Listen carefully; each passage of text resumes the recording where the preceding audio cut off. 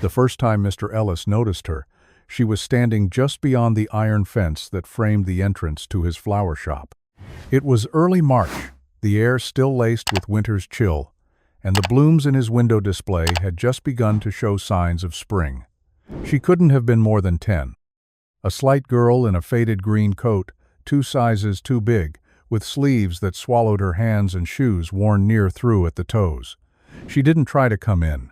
She didn't knock or speak. She just stood there, quietly, just to the side of the door, watching.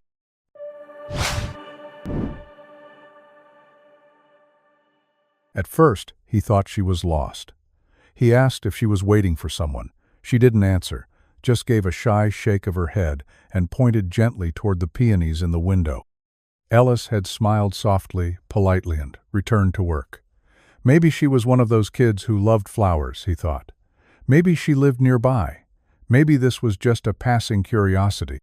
But the next Saturday, she was there again. Same coat, same spot, same silence. And then the next. And the one after that. She never touched the flowers, never tried to steal or damage or even step inside the threshold.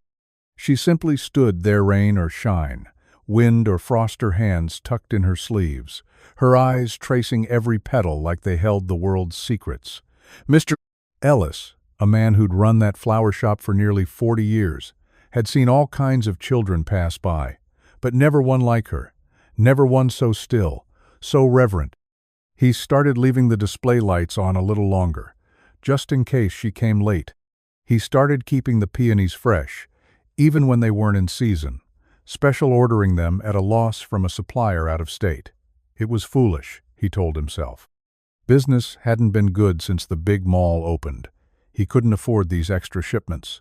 But every Saturday, when he saw her there watching, waiting, it somehow felt worth it. One morning, just after opening, he stepped outside with a broom and leaned against the brick facade beside her. "You know, if you're cold, you can come inside," he said. She didn't look at him, just smiled faintly and said they were her favorite. He blinked. "The flowers?" She nodded. He waited. But that was all she said. From then on, he stopped asking. He'd come out each Saturday and sweep the same sidewalk he'd swept the day before. He'd tidy the window display even if nothing was out of place. And she'd stand beside him, saying nothing more, watching the same blooms she always watched. Then, one Saturday in mid-May, she wasn't there. Ellis waited, opened early, swept the sidewalk 3 times, rearranged the display twice. But she didn't come. She didn't come the next Saturday either, or the one after that. He told himself she'd just grown bored, or maybe moved away. Maybe her parents realized she'd been wandering off. Maybe it had all been in his head, that strange, quiet ritual between a florist and a girl who never stepped foot in his shop. But then June came, and so did she. This time, though, she was different. Her sleeves were rolled up, her hair was braided neatly down her back, and her eyes, still wide, still careful, held a glimmer of something else. Sadness, maybe, or maybe something deeper. She stood at her usual spot for a few minutes, then finally stepped forward, her fingers brushing the edge of the doorway like she was entering sacred ground. He didn't say a word, just watched as she walked slowly through the shop, pausing at every bouquet, inhaling deeply at the roses, lingering by the orchids. When she reached the counter, she reached into her coat pocket and pulled out a wrinkled envelope. Inside were $7 bills and a handful of coins. "I want to buy a small one," she said. "A peony, just one." He stared at the envelope, then back at her. "It's for her birthday," she added softly. Ellis swallowed. "Who is she?" "My mom." He hesitated. "She loved peonies?" The girl nodded. "She said they were too beautiful for this world. She used to say they only bloomed for the kind of people who knew how to look." Ellis's throat tightened. He reached for a small vase behind the counter, nestled a single pale pink peony into it, and wrapped it with a quiet care that didn't need words. "No charge," he said. "But—" "No charge." She took the vase like it was made of glass and turned to go. "Wait," he said suddenly. "What's your name?" She turned back, her voice barely above a whisper. "Lila." That Saturday, after she left, he changed the sign in the window. Instead of the usual "fresh flowers daily," he scrawled a new message in careful cursive. "Peonies for the ones we still see." And every Saturday after that, Lila returned. Sometimes she bought a flower. Sometimes she just stood and watched. But over time, she began to talk. A little more each week. She told him about her mother's laugh, about the way she'd hum old jazz songs while braiding Lila's hair, about how they used to stop at the flower shop every Saturday before she got too sick to leave the house. "She always said the shop was like a secret garden," Lila whispered once. "Like time didn't move the same way here." Ellis didn't say much in return, he just listened. And every week he made sure the peonies were perfect.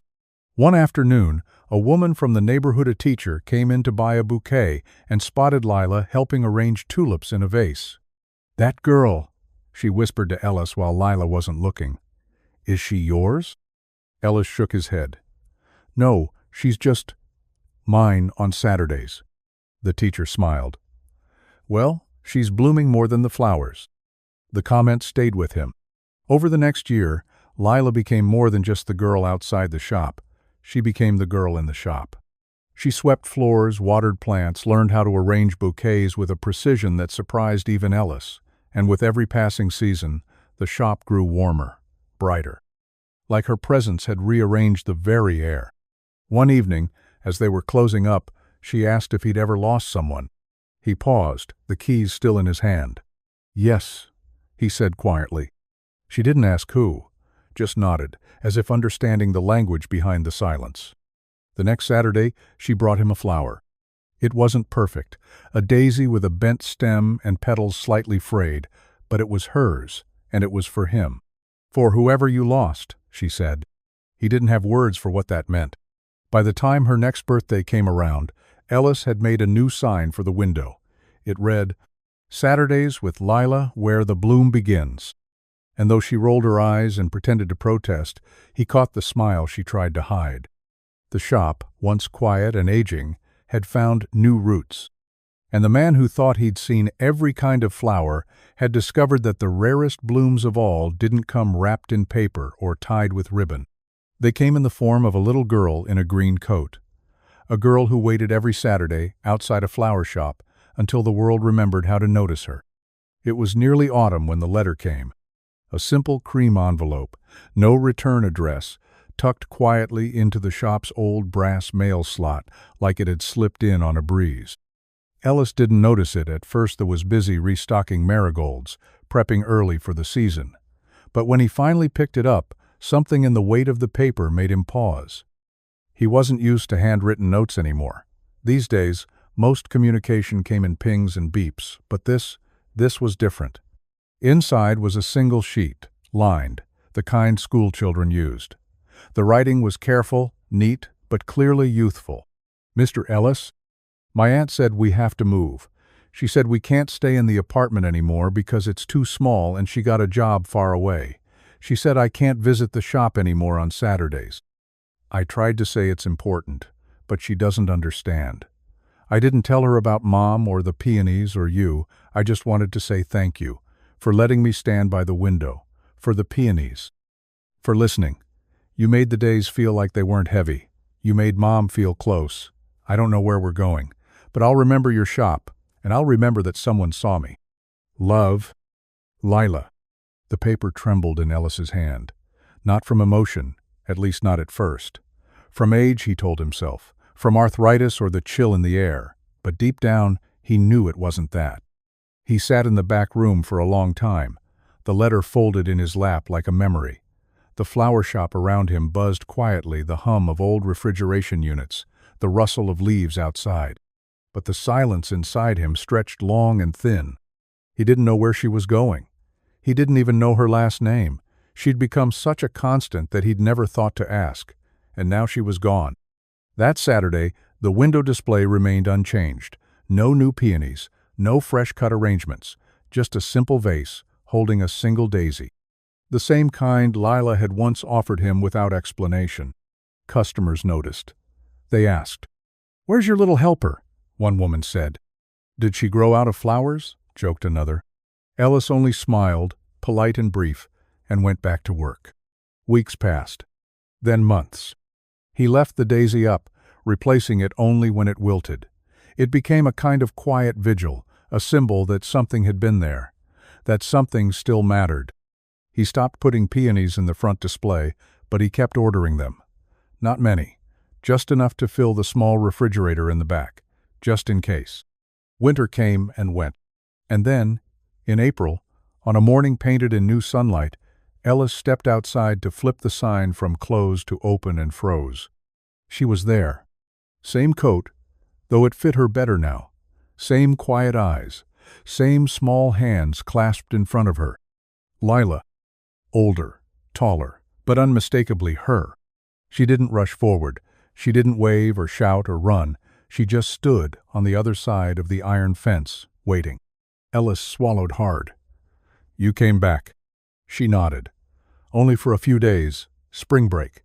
We're staying with my aunt's friend across town." There was a silence between them then. Not awkward, but sacred. "Do you have any peonies?" she asked finally. He didn't answer, just opened the door and stepped aside. She walked in slowly, as if stepping into a memory. Everything was the same, and everything was different.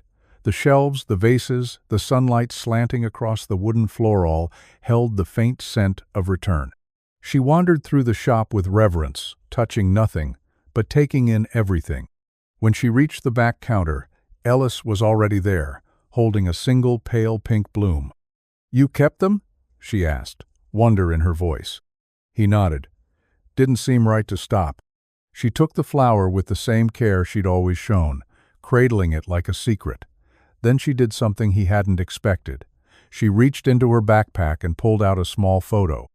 A woman, smiling in the sun, her arms wrapped around a younger Lila. Her eyes were bright, her laughter frozen in the grain of the print. "She's the reason I came every week," Lila said softly. "I thought if I stood there long enough, maybe she'd see me. Maybe she'd know I still remembered." Ellis took the photo, held it gently. She'd be proud. She liked things that lasted, Lila said. Not just flowers, but moments, people. "You're one of those things," Ellis said quietly. Lila looked up, eyes wide. "You lasted," he said. "Even when you were gone, you were still here." The girl bit her lip. "I was afraid to come back, afraid everything would have changed." "Some things don't," he said. "Some things are worth waiting for." She stayed that day until closing, helped sweep, arranged a bouquet for a woman picking up a last-minute anniversary gift, taught a younger child how to pick the right vase. It was like she'd never left. Like the petals of their Saturdays had simply paused mid-bloom. Before she left, she asked if she could write him letters. "Of course," he said. So she did. Every week, one letter. Sometimes two. He saved them all in a box under the register, bound in a ribbon she'd once tied around a bouquet. Years passed. Seasons came and went, like tide and driftwood. The shop aged gently. So did Ellis. His hands grew slower, but his eyes stayed sharp. He worked less, but smiled more. And always, every Saturday, the vase by the window held a peony. And then, one day, many years later, the flower shop door opened, and Lila walked in. Grown. A young woman now, her hair longer, her step surer. In her hand, a small notebook, and behind her, a man holding a camera. "What's all this?" Ellis asked, rising from his stool. "I'm writing about places that raised me," she said. "About people who see children when they're invisible. About kindness that blooms even when it's not required." He chuckled. "That sounds like a heavy book." She smiled. "It's already full." He reached beneath the counter and pulled out the ribbon-bound stack of letters. "So's my drawer." They both laughed, and in that moment the flower shop became something bigger than bricks and glass and petals.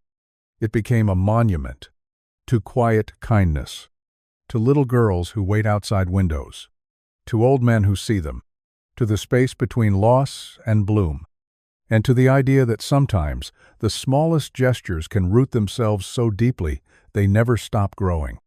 Lila stayed for the weekend, helped run the register, arranged a dozen peony bouquets for a wedding down the street, and on Sunday morning, before she left, She taped a photo to the wall behind the counter.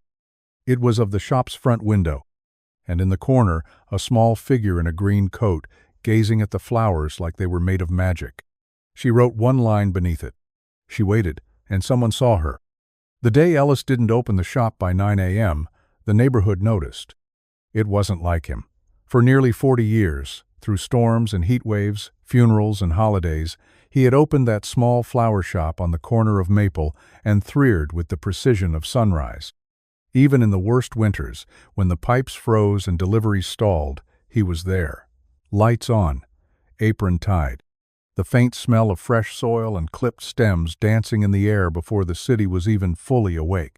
But on that spring morning, the windows remained dark. The closed sign stayed put, and the single vase in the window, always holding a fresh peony, was empty. A delivery boy from the bakery across the street knocked. No answer.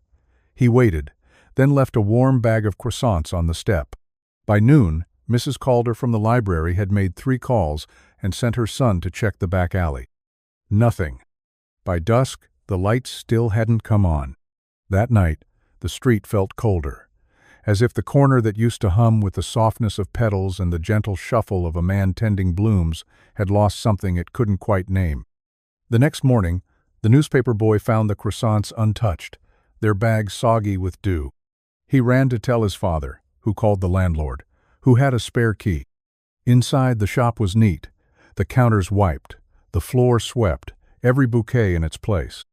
But behind the register, Ellis's coat hung still on its peg, and the kettle on the back hot plate had long since cooled.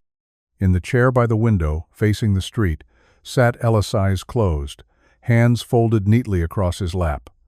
Peaceful, as if he'd simply decided to rest, as if he'd finished what he came to do. There was no note, no instructions. But no one in the neighborhood needed one. They knew. He had been saying goodbye in silence. The news reached Lila 3 days later. She was in her final year of college, studying community development, preparing a thesis on urban kindness and small space sanctuaries. When the call came in, unfamiliar number with a soft voice asking if she knew a Mr. Ellis she knew before they even said it. She didn't cry. Not right away. She sat in her dorm room holding a peony, one she'd kept pressed between the pages of an old journal, one he'd given her the first time she ever walked through that door. The petals had browned at the edges, delicate now like paper, but they still held the shape of love. She flew home the next day. When she arrived, the shop was shuttered. Not abandoned, but paused. Someone had placed candles by the door. Someone else had written a note in the window. We remember. There were flowers everywhere, not in bouquets or vases, just single stems, left gently on the steps, tucked into cracks in the fence, laid across the windowsill like offerings to a shrine. Tulips, daffodils, wildflowers and lilies, but most of all peonies, dozens of them, pale pink and white and coral, as if the whole city had been saving them. She unlocked the door with the spare key Ellis had once given her for emergencies. Inside, the air was the same, still warm, still smelling faintly of eucalyptus and earth. She walked to the back room and found everything untouched. On the desk, the ribbon-tied bundle of her letters sat exactly where he'd always kept them. Next to it, a box she hadn't seen before. Inside, a small photo album. Every page was filled with pictures of the shop, but not the flowers. The people, the customers, the moments. A child receiving her first bouquet. A man proposing with a ring nestled in roses. A woman hugging Ellis with tears in her eyes, and scattered through other. Standing in the doorway, helping at the counter.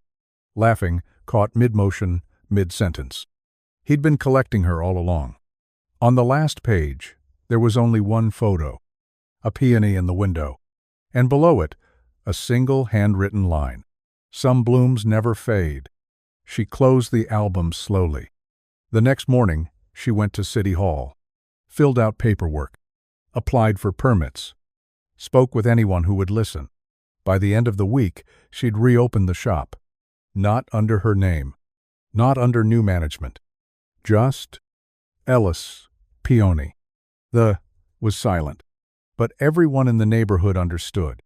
She didn't change the layout, didn't modernize the displays or gut the interior. She kept the wood floors, the creaky drawers, the old stool behind the counter, but she added one thing: a journal.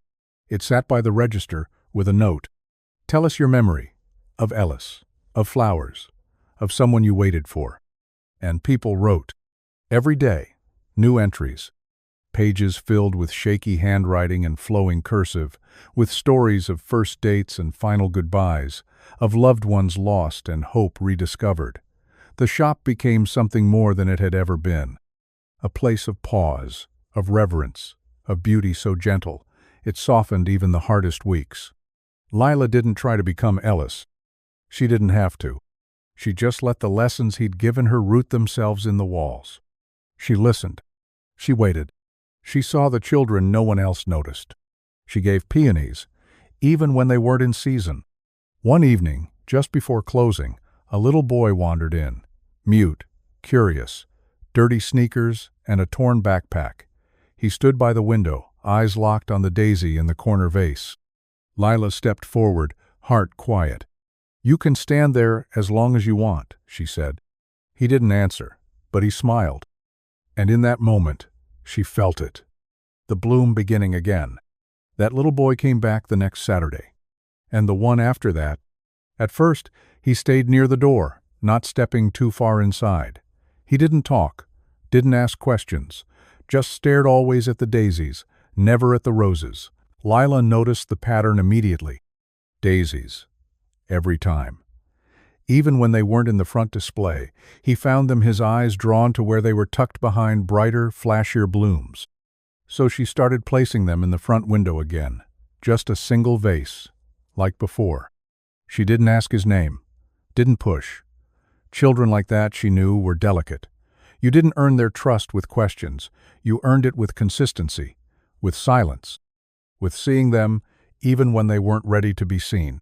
He couldn't have been older than 6, 7 at most. Wore the same zip-up hoodie every week, the cuffs chewed and unraveling, one pocket torn open at the seam. He was never dropped off. No parent waited at the curb.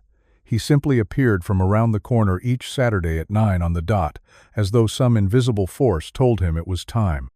One morning, after a few months, he stepped a little further in. Not much, just past the threshold. Lila noticed, but didn't react.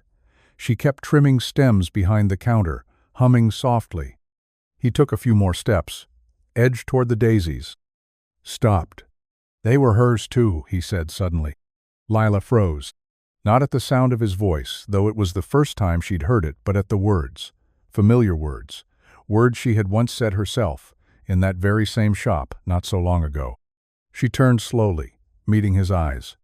She used to grow them, he said, on the fire escape, said they were tougher than they looked.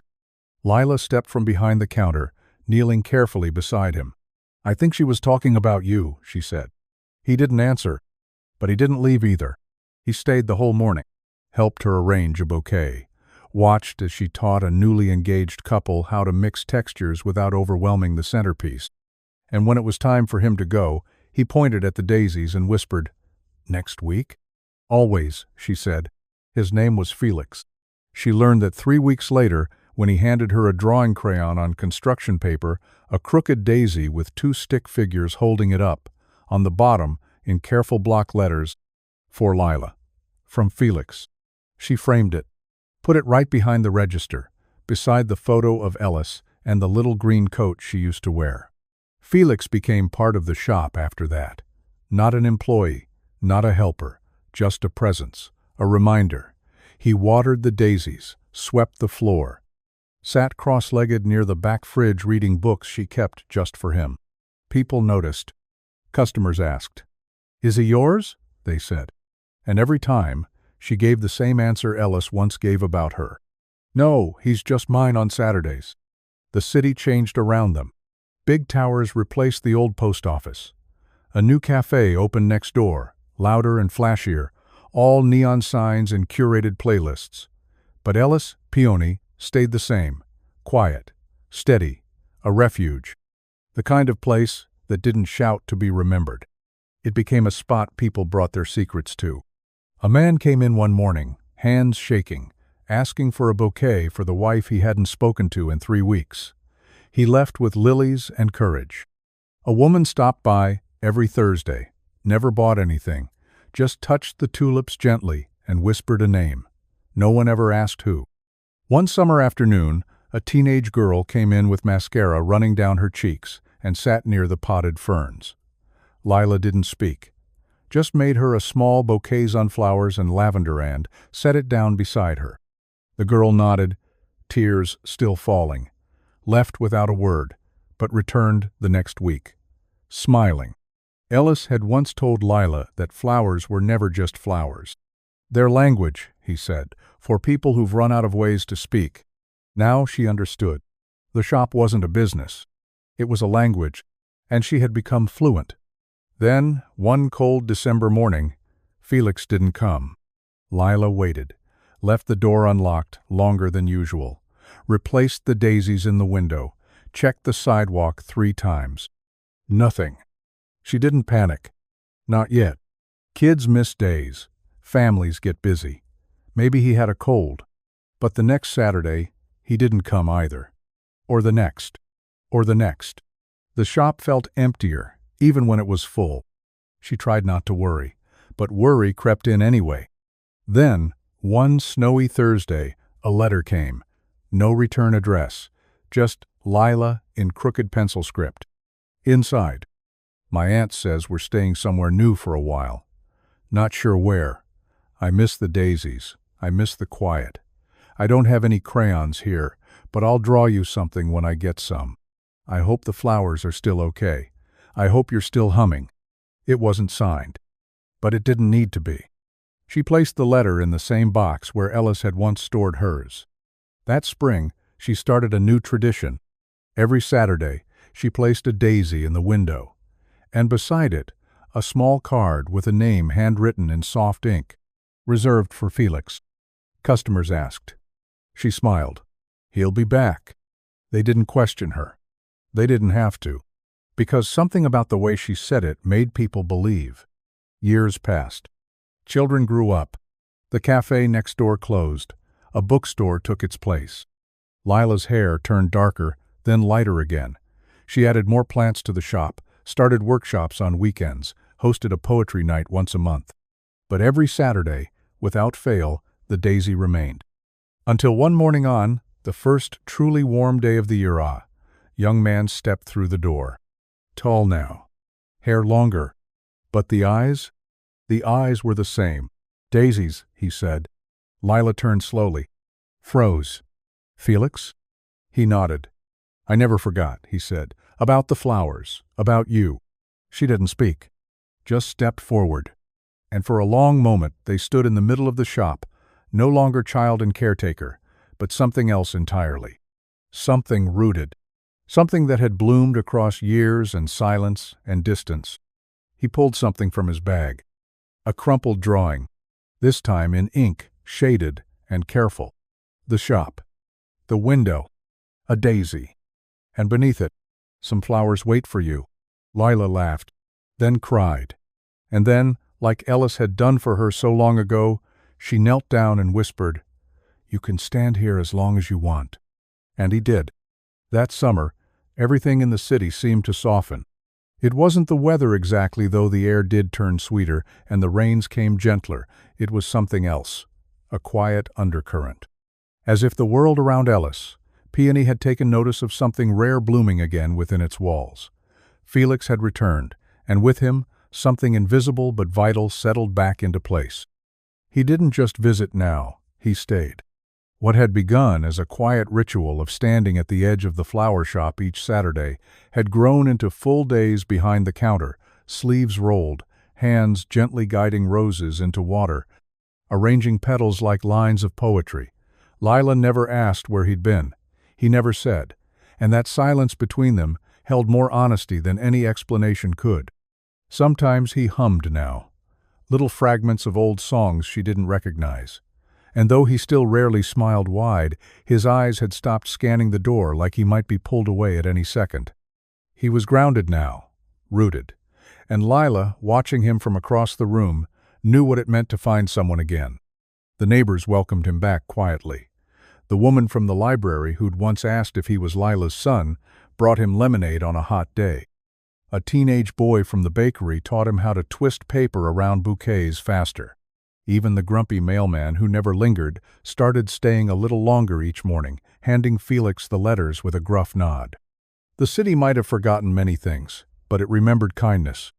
One evening, as they were locking up, Felix lingered by the front window.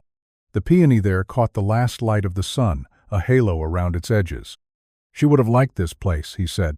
Lila didn't ask who. She didn't need to. She liked places where things were quiet, he continued. She said some people are like birds. They only land where they know they won't be chased off. Lila turned the key in the lock and glanced over. Sounds like she saw the world better than most. She did. He paused, but no one saw her. Lila leaned her shoulder against the doorframe. I think they do now. He looked at her. For a long moment, neither of them moved. Then he nodded. The days passed gently after that. Together, they ran the shop in a rhythm so natural it felt choreographed. Lila worked the arrangements, her hands quick, precise, careful. Felix took the deliveries, wrapped stems, managed the shelves. They moved around each other like notes in harmony, never rushed, never colliding. Then came the letter. Not a bill, not a thank you note, a legal document. The building had been sold. Not just the flower shop, the whole block. The new Ownersan Investment Group had plans. A glass-fronted luxury grocery, a high-end gym, a valet stand. There was no room in their vision for a flower shop with cracked wood floors and a doorbell that jingled off-key. The shop had 6 weeks. When Lila read the letter, she didn't cry.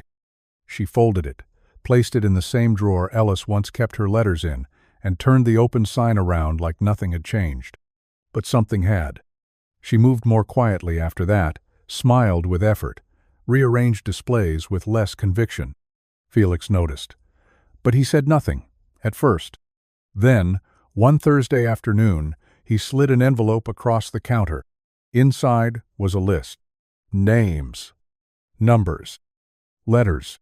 What is this? She asked. He shrugged. People who care. She scanned the paper. Local journalists. Alumni from the university. Former customers. Community groups. A few city council members. You kept track of everyone? She asked, stunned. I listened, he said, and I remembered. Lila stared at him, then at the list, then back at the old shop walls. She made the first call that night. By Saturday morning, they had a petition. By the following week, a story ran in the Sunday paper, The Flower Shop That Raised a Neighborhood. People poured in. Former customers brought wedding photos bouquets from Ellis's arrangements in hand. Children who once stood in the doorway now came with kids of their own. They shared memories, left tips, donated.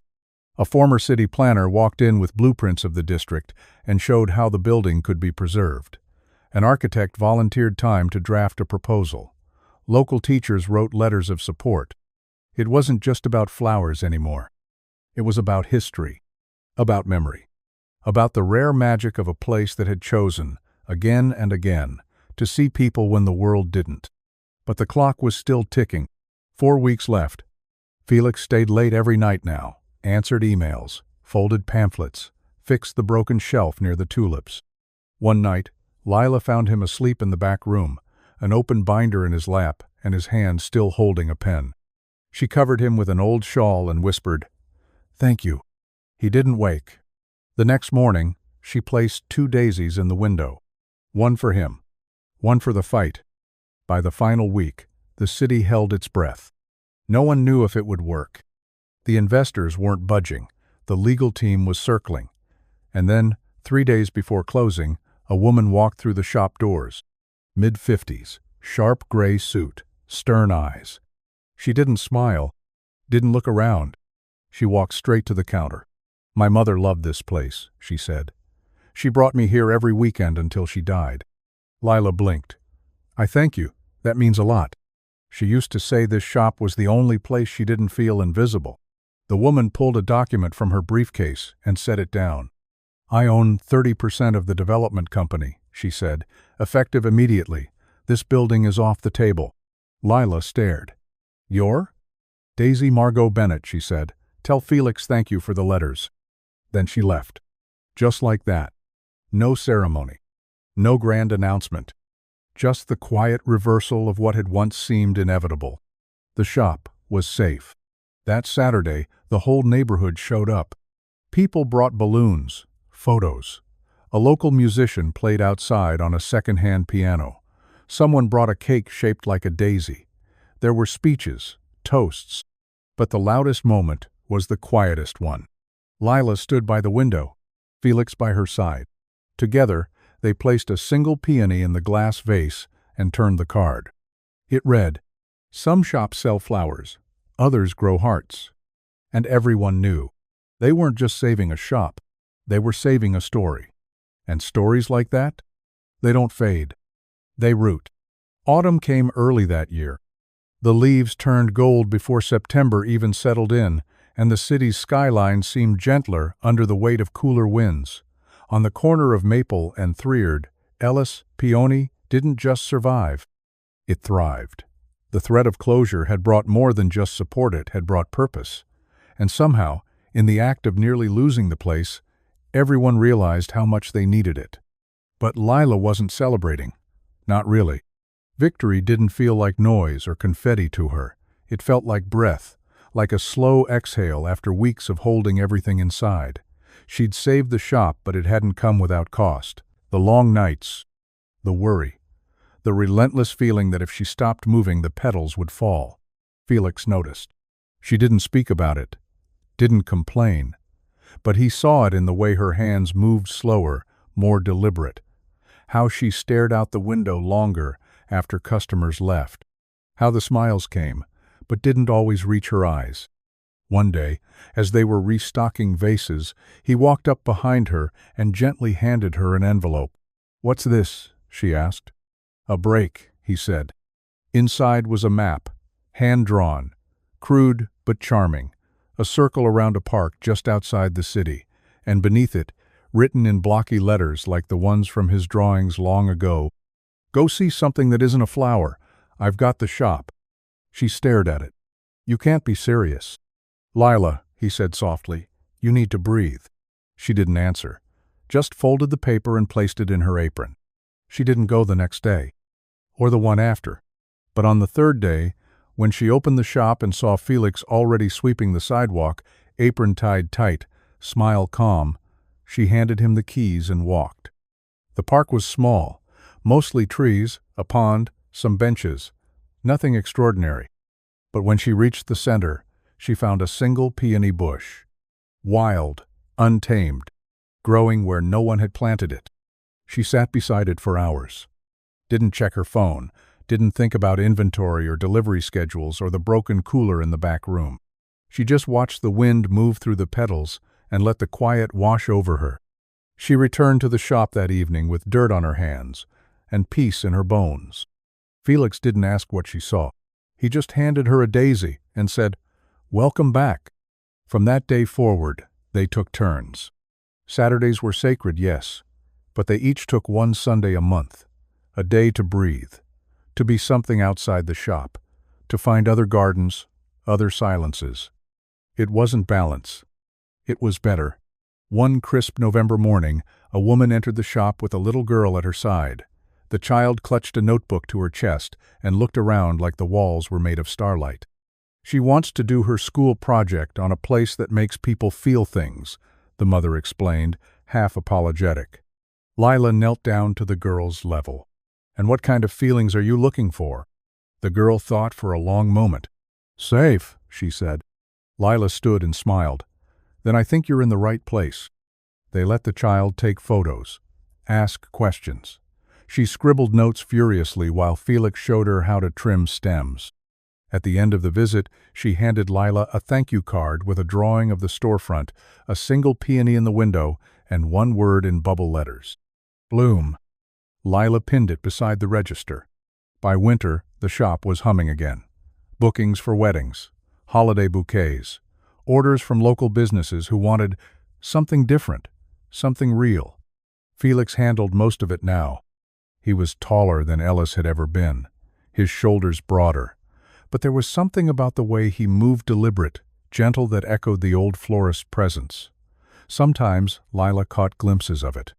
The way he tied ribbon, the way he stepped back from a display and tilted his head just so, the way he always saved the best blooms for those who didn't ask.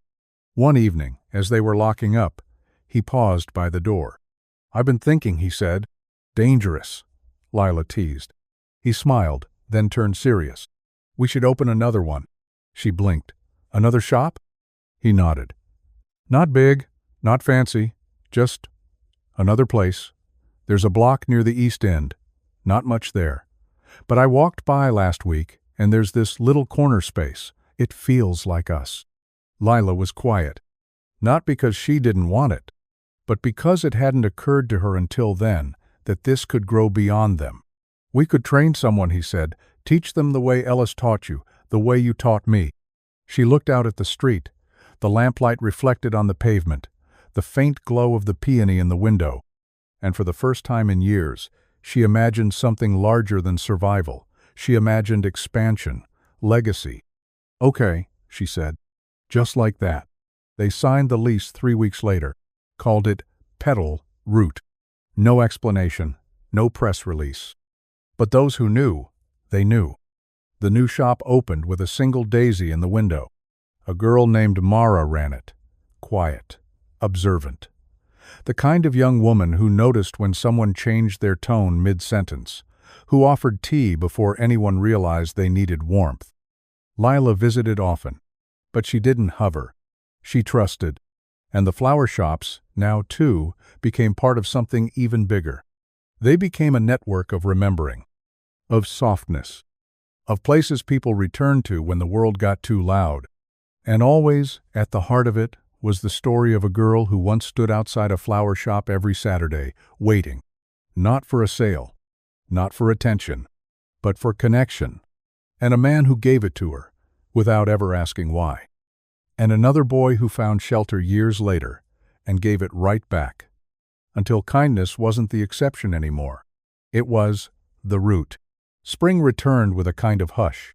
Not the loud, jubilant arrival it usually made with bursting flowers and sudden heat, but a softer entrance, a thaw, a gradual unfreezing of things long held tight.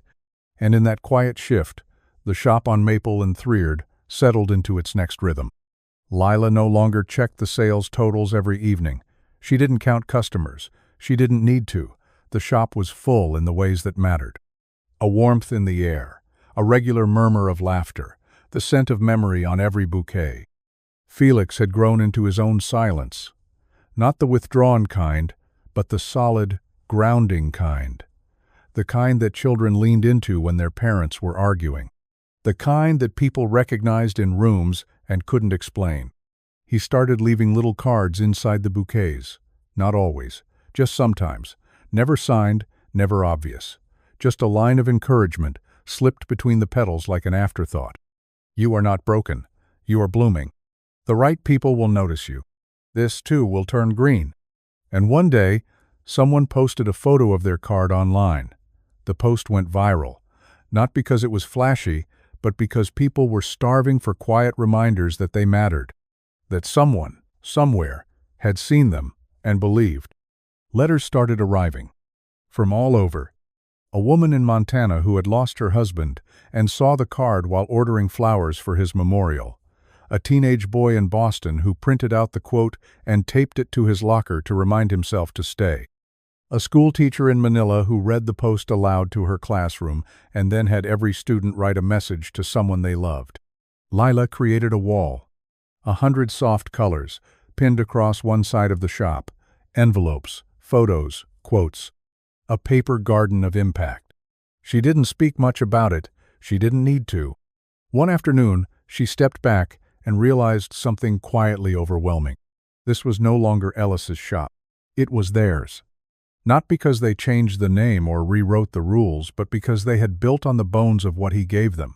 They had taken the stillness, the patience, the love and carried it forward.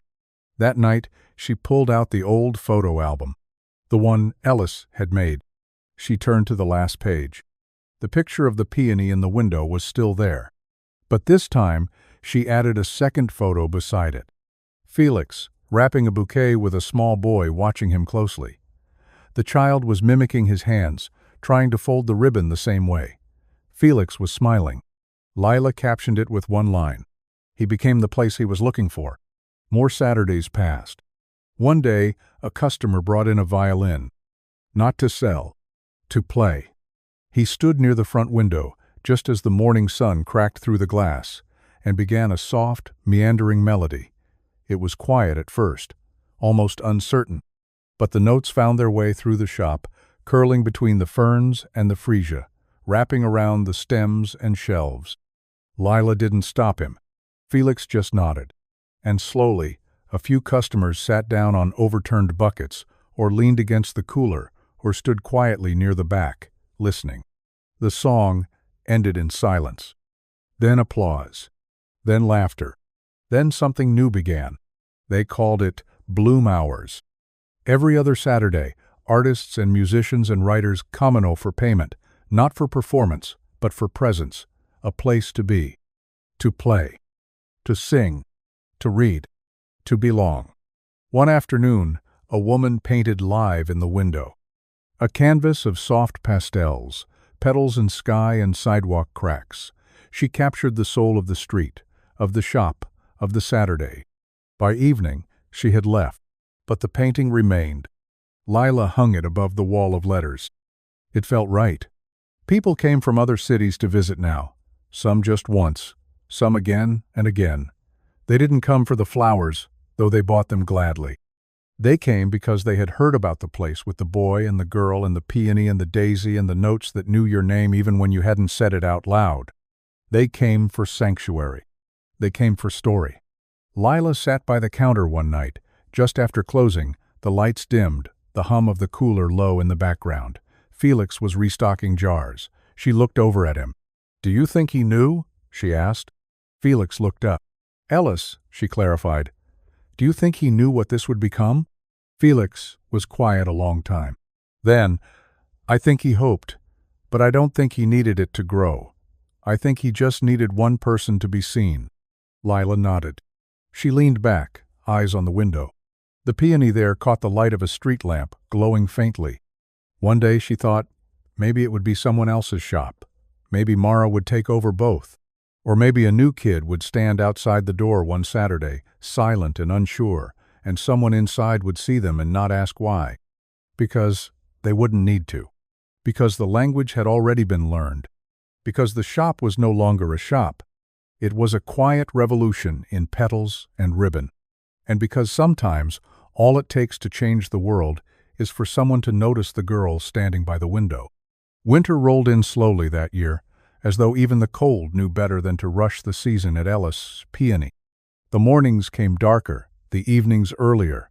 Frost rimmed the window glass like lace, and the scent of pine and eucalyptus hung heavier in the air. But inside the shop, warmth lingered. Not just from the old radiator in the corner or the tea kettle that whistled every afternoon, but from something older, more rooted, something that could not be chilled by weather or time. Felix had taken to wearing gloves with the fingertips cut off. His hands were always moving, arranging, tying, folding. He said the gloves helped him feel the flowers better. Lila knew it was also because he refused to let his work become mechanical. Even now, years in, he still treated each bouquet like it might be the only kindness someone would receive all week. She admired that. One evening, just before closing, a man stepped through the front door. He was older, weathered, coat too thin for the wind outside.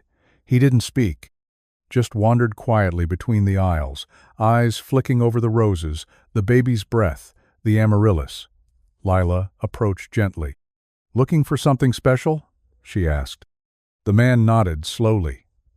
"A flower for a woman I don't know how to apologize to." Lila tilted her head. "May I ask what happened?" He hesitated, then said, "I forgot her birthday. First one since her mother passed. She didn't say anything, but I could see it." Lila didn't offer platitudes. Didn't say it was okay. She just reached behind the counter and pulled out a bouquet she hadn't put out for sale. It was soft, gentle, a cluster of forget-me-nots woven between white lilies and a single pale blue hydrangea. "I made this morning," she said. "Didn't know why. Maybe this is why." The man stared at it, then at her. "She always liked blue," he whispered. He left with the bouquet, left with something else too. Not forgiveness, not yet, but maybe a way back toward it. After he was gone, Felix turned from the back room. "You always know," he said. Lila shrugged. "It's not knowing, it's listening." Felix smiled. Then he pulled something from his pocket. It was a card, the same size as the notes he left in the bouquets, but this one had a pressed daisy glued to it, and beneath it, in his familiar, careful handwriting, "You saved more than the shop." She blinked. "Where'd this come from?" she asked, trying to laugh. "I wrote it last year," he said. "Never knew the right time." She swallowed. "And now is?" He looked at her for a long moment. "It's always been now." She took the card, folded it once, and placed it beside the cash register, right where Ellis's old receipt book used to sit.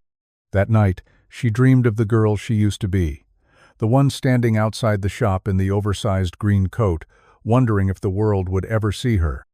She dreamed of Ellis's steady hands, of peonies wrapped in brown paper, of the hum of the fridge and the way time seemed to move slower inside those walls. She dreamed of finding Felix again, though in the dream, he was smaller, younger, still afraid to step inside. When she woke, it was snowing, and the shop felt newer somehow. Not in design, not in function, but in soul. People kept coming, even in the cold. Even when the roads iced over and the buses ran late. They came for birthday flowers, apology bouquets, hospital bedside arrangements. But mostly, they came for something they couldn't name. Peace, maybe, or memory, or a reminder. Felix added a second wall of letters. The first was full now, and too many stories had come through to leave in drawers. One letter was from a woman who used to walk by the shop every Saturday on her way to chemotherapy. She never went in, just stopped to look at the window display. She wrote, "It made me feel like I was still a person, not just a diagnosis." Another came from a teenage boy in foster care. He said he'd run away one night and sat in the alley behind the flower shop, cold and scared, until he heard someone humming inside. The sound reminded him of his sister. He turned himself in the next morning. "It was the first time I didn't feel invisible," he wrote. Lila read each letter, sometimes twice, sometimes aloud, after closing, while Felix swept and nodded quietly with each one. It wasn't just a flower shop anymore. It was a sanctuary disguised as a storefront. And yet, there were still moments of doubt. Late nights when the deliveries didn't come, when a wedding order got delayed, when the bills stacked up and the repairs cost more than the shop had in reserve. One night, during a particularly brutal snowstorm, the front window cracked, a spiderweb fracture along the corner, from the sheer pressure of wind and cold. Lila stared at it, heart sinking. She couldn't afford a new one right now. Not with payroll. Not with taxes. Not with the anniversary event they were planning. Felix came up behind her. "It's not broken," he said. She glanced at the damage. "It is." He touched the crack lightly. "It's weathered, like us." She laughed, but her eyes watered. He reached into his coat pocket and pulled out a strip of paper, a quote, "Even stained glass needs the break to let light through." He taped it to the window, just over the crack. They left it there. People noticed. No one complained. In fact, more letters came that month than any before. One girl wrote, "The window reminded me that I don't have to be perfect to be beautiful." Lila framed that one, put it right next to the register. That spring, a journalist from a national magazine visited. She wrote an article titled, "The Flower Shop That Doesn't Just Sell Flowers." It went viral. But by then, it didn't matter. The people who needed it had already found it. And it was still the same shop. Still the same humming kettle. Still the same vase in the window, holding a single flower. Sometimes a daisy. Sometimes a peony. Sometimes whatever bloom felt most like hope. Lila kept the old green coat hanging by the back door, not because she needed it, but because, every once in a while, A child would walk in, eyes wide and full of questions, and she wanted them to know they were standing somewhere that had once saved a girl just like them. And maybe, just maybe, it would again. It was on a Thursday afternoon in late April that the woman walked in carrying a photograph. She moved slowly, cautiously, as if every step brought back something she wasn't sure she was ready to feel. Her coat was pressed, her lipstick faded, and her eyes sharp beneath the careful grace of age were searching. Not for flowers, not for prices, but for something unspoken, something remembered. Lila looked up from the counter and smiled. "Afternoon," she said gently. "Looking for anything in particular?" The woman didn't answer, not at first. She stood in the middle of the shop, the photograph trembling lightly in her hands. Then, carefully, she turned it around. "I think this was taken here," she said. Lila stepped forward, took the photo, studied it. A girl young, maybe 7 or 8, stood outside the very window they were standing beside now. She wore a green coat too big for her, her chin tucked to her chest. And behind the glass, just barely visible, was a man. Ellis. He wasn't looking at the camera, he was looking at the girl. Lila's breath caught. "This is your daughter?" she asked. The woman nodded. "It was taken almost 20 years ago. I found it while going through boxes. She never told me why she always stopped here on Saturdays, just said she liked the window, that it made her feel better." Lila blinked hard. What was her name? The woman hesitated. "Janie." The name folded softly into the air, like a petal released on a still pond. "I think," Lila said slowly, "I might have stood next to her once, outside, before I ever came in." The woman's eyes welled. "She passed away. 2 years ago. Cancer. She was quiet, you know, always was. But I saw that photo again and I needed to see where she used to smile." Lila walked to the shelf behind the counter, pulled a pale yellow daffodil from a small vase and handed it over. "She smiled here," she said. "She was seen." The woman took the flower like it was glass, like it might shatter in her hand. Then she reached into her purse, pulled out a worn envelope, and held it out. "She wrote this to herself," she said, "right before she passed. I found it with her things. I think maybe it was meant to be left here." Lila took the letter. Inside, in soft, looping cursive, "To the shop with the window. Thank you for giving me a place to breathe, for showing me that quiet doesn't mean invisible. I never said it out loud, but you were my first secret safe place, my little Saturday sanctuary. If someone finds this, tell the girl in the coat I saw her too." Lila folded the letter gently, her hands trembling. "May I?" she asked. The woman nodded. Lila opened the old album behind the counter, the one Ellis had started, the one Lila had filled for years, and slipped the letter in between the pages.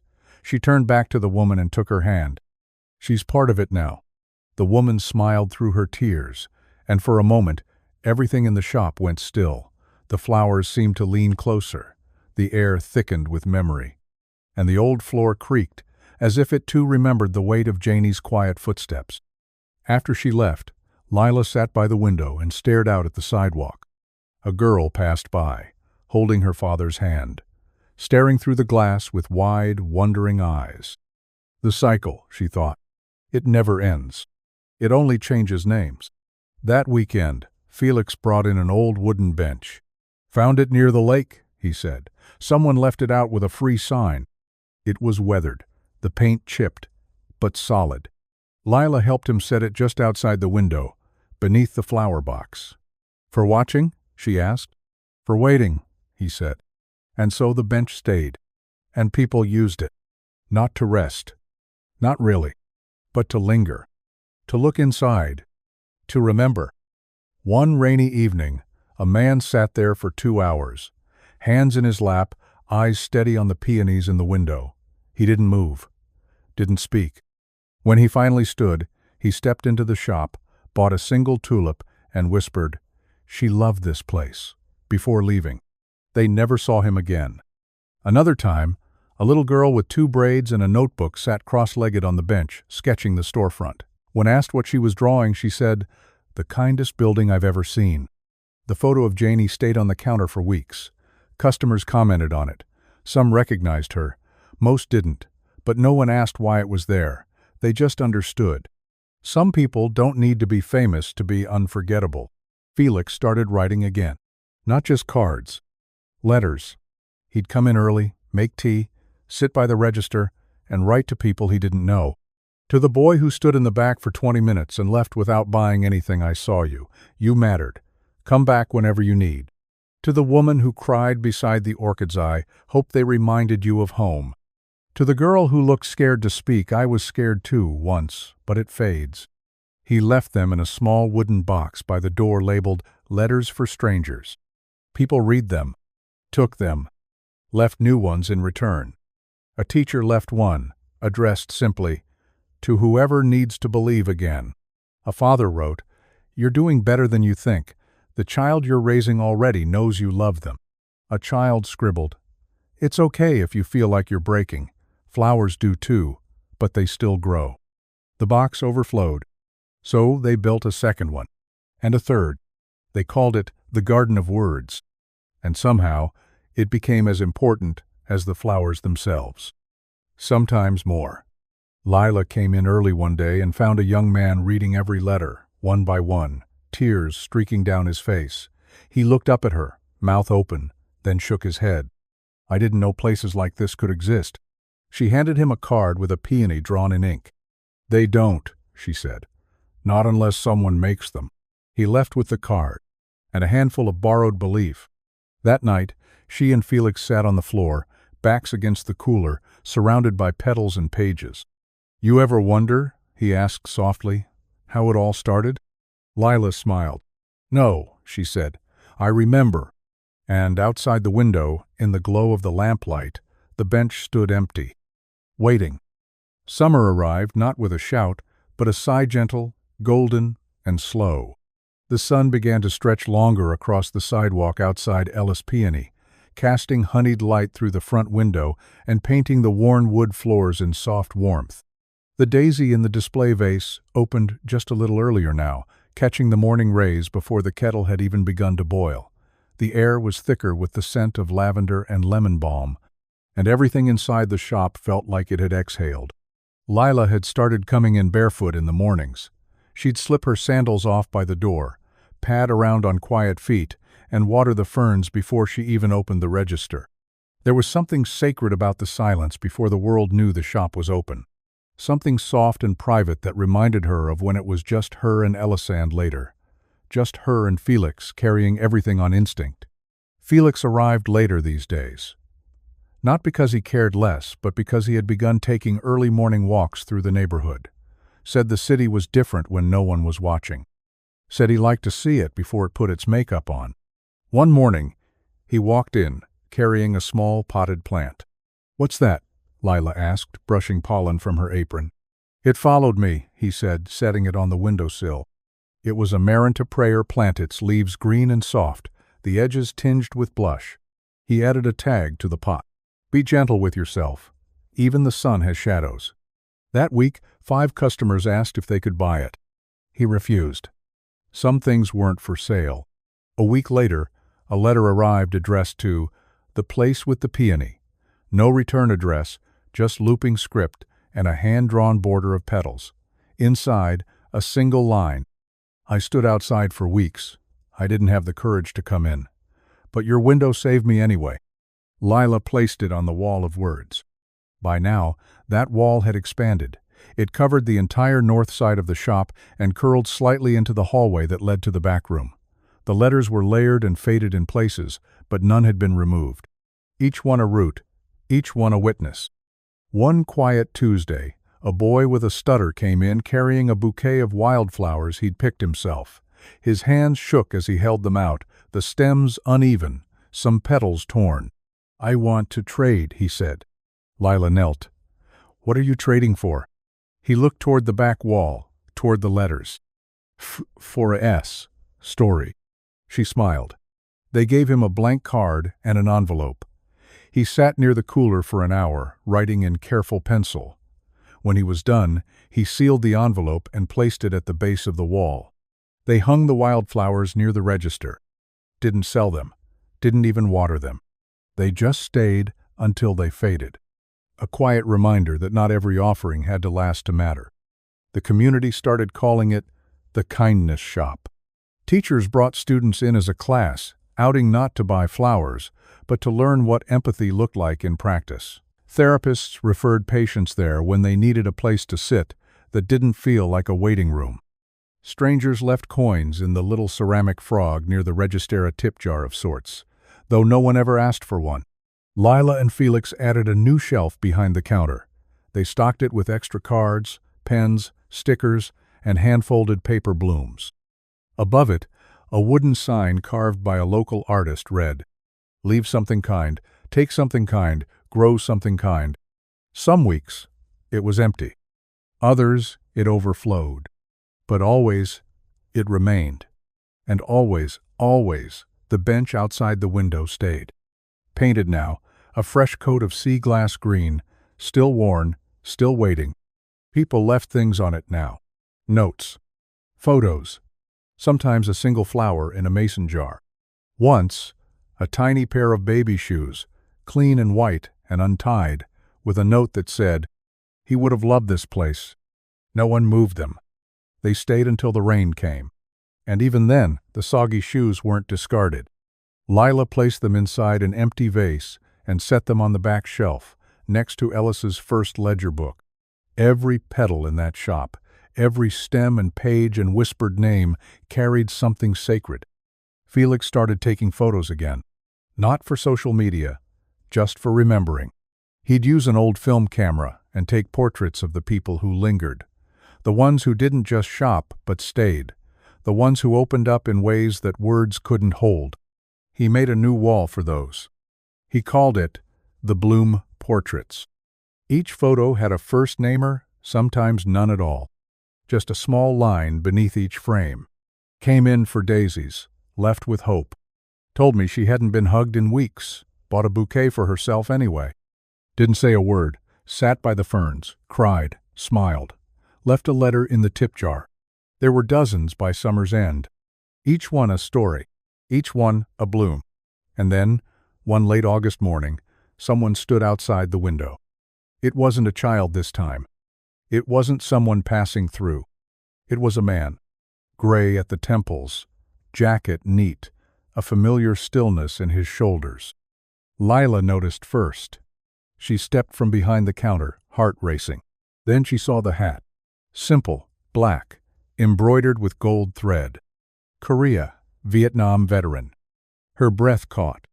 The man stepped forward, opened the door, and removed his cap with careful hands. "I'm looking," he said, voice low and sure, "for the shop where they still remember." Lila swallowed. "You found it." He nodded, and his eyes flicked to the counter, to the photographs, the letters, the bench. Then to her. "I knew a man once," he said. "Older, quiet. Said he used to run a place like this." He stepped forward, slowly. Name was Ellis. Lila felt the world tilt, just slightly. "You knew him?" The man smiled, soft and sad. "We served together. Lost touch after we got back. He wrote me once. Said he opened a flower shop to feel close to things that didn't bleed." She blinked fast. "He taught me," she whispered, "everything." The man touched the peony vase on the counter. "He would have liked you." She reached beneath the register and pulled out the album. Opened to the first page. Ellis, smiling, holding a bouquet, the sun in his eyes. The man stared at the photo a long time. Then he placed his cap on the counter beside it. "For the window," he said, and turned to go. Lila didn't stop him. Didn't ask his name, because some visits weren't for staying. They were for remembering. And outside, the bench remained empty, just for a moment, until a girl with a braid sat down, sketchbook in hand, and began to draw. Another Saturday. Another story. Still blooming. The first leaf fell before September even settled in. It drifted slowly past the window at Ellis. Peony, landing on the bench like a whispered memory. The mornings grew cooler, the light paler. There was a hush to the air, the kind that only comes when summer has exhaled its last breath and autumn is still deciding how loud it wants to be. Lila noticed it most in the silences. The shop had never been noisy noise, didn't belong among blooms, but now there was a new kind of quiet. Not absence, not sadness, something closer to reverence. As if the walls themselves had begun to remember more than they revealed. She began writing early in the mornings, before the shop opened. Not long essays or stories, just lines. Phrases, fragments that came to her while watering the orchids or rearranging the wall of letters. Some roots grow in silence. You can be soft and still be strong. Beauty isn't loud, it just doesn't apologize. She wrote them on little cards and tucked them into the envelopes people left behind. It felt right, as though the shop had become a library of untold chapters, and each visitor simply borrowed the page they needed. One day, a man came in with a bouquet in his arms, not to buy, but to give. "These were for someone who didn't make it," he said. "I don't want them to go to waste." Lila took the flowers with both hands, gently, like receiving an heirloom. "May I?" she asked. He nodded, eyes wet. She walked to the center of the shop and placed the bouquet in a vase by the bench, just inside the door. A sign beside it read, "For the unspoken goodbyes." People left notes there too, folded scraps of grief, small thank yous, tiny wishes. Felix began calling it the still corner. They never advertised it, never explained it, but people found it anyway. Because people who are grieving can sense quiet the way birds sense storms unseen, unspoken, undeniable. One Friday, just before dusk, a girl in a wheelchair was wheeled in by her father. She couldn't speak, could barely lift her hands, but her eyes went wide when she saw the peonies in the window. Her father wheeled her closer. She pointed slowly to the pink one in the center. "She likes that one," he said. Lila stepped forward, clipped it with care, and handed it over. The girl cradled it like it was the first flower she'd ever held. And maybe it was. They came back the next week. And the week after that, always for the peony, always for the quiet. Autumn deepened. The leaves on the trees outside turned the color of flame, then rust, then finally surrender. The shop adjusted without anyone asking it to. Felix brought in small gourds and tucked them into the displays. Lila hung soft orange lights near the back, weaving them through the ivy above the counter. The kettle began to whistle more often. The smell of cinnamon started to linger. Then came the letter. This one didn't arrive in an envelope. It was pinned to the bench outside, written in careful cursive on thick, cream stationery. "I haven't spoken to my mother in 14 years. Every week I walk past this shop and wonder what would happen if I bought her a flower, but I never do. Today, I sat on this bench for 20 minutes, and for the first time I think I'm going to try. Thank you for making trying feel possible." Lila took the note and pinned it to the center of the wall. The letters around it seemed to lean closer, like even they knew this one was different. That week, Felix crafted a new bouquet. He called it the first step. It wasn't flashy. No roses, no drama. Just 3 simple blooms, a daisy, a snapdragon, and a single peony. He wrapped it in plain paper, tied with twine, and set it near the door with a handwritten sign. "Take one when you're ready. Or not. We'll still be here." Within a month, they had to restock it every other day. People came in for nothing else. Just that. A first step. It was never about the flowers. It never had been. It was about the courage they carried, the trust they represented, the soft promise that someone, somewhere, understood what it meant to feel too much and say too little. Felix and Lila rarely spoke about it. There was no strategy, no business plan. But every night, after the shop closed and the lights dimmed and the world outside turned dark and distant, they would sit on the floor by the window, backs against the wall, and just breathe. One night, Lila asked, "Do you think we've done enough?" Felix didn't answer right away. He picked up a dried peony from the shelf beside him, turned it slowly in his fingers. "I think," he said, "we started enough." The next morning, the bench was gone. Not stolen. Moved. To the other side of the street. Someone had painted it. Same sea glass green. But now, across the back slats, stenciled in white. For the ones still waiting to walk in. No one claimed responsibility. No one had to. Lila crossed the street, ran her fingers over the words, and smiled.